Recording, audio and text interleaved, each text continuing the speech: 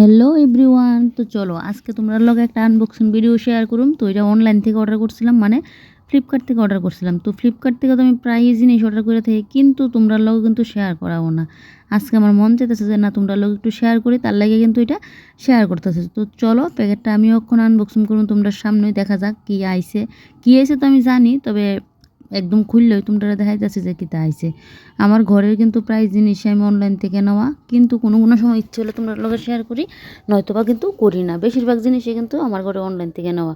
ওই যে আমার রান্নাঘরের র্যাক করতে পারো, এয়ার ফ্রায়ার করতে পারো, ওয়াশিং মেশিন করতে পারো, আমার মোবাইল করতে পারো, সব কিছুই কিন্তু আমি একদম ফ্লিপকার্ট থেকে কিন্তু নিই। মিশো থেকেও অর্ডার করি, মন্ত্রার থেকেও করি, তবে মিশো আর ফ্লিপকার্টের থেকে আমি কিন্তু বেশি অর্ডার করি। তো যাক, এই একটা বেড কাভার নিয়েছি। আর বেড কাভারের দেখবো, বিছানার কাভার কিন্তু একদম মাথা টাথা কিন্তু ভালো লাগে না, একটু জিলা কালার মানে একটু কড়া কালার হলেও কিন্তু ভালো লাগে। তো মাথা কালারটা দেখবো ভালো লাগে না। আর এই বেড কাভারটা অর্ডার করছে, এটা কিন্তু 250 টাকার থেকেও কিন্তু কম। আর আমার তো সবসময় ঘর সাজানোর জিনিসপত্র অর্ডার করতে ভালো লাগে, কারণ সবসময় আমি চাই আমার ঘরটারে কীভাবে একটু সুন্দর লাগবো, কীভাবে একটু সাজায় গুছাই এরকম, এটা সবসময় যখন আমার মাথাত কাজ করে। তো দেখো মানে লগে কিন্তু 2টা আবার পিলো কাভারও দিয়ে দিছে।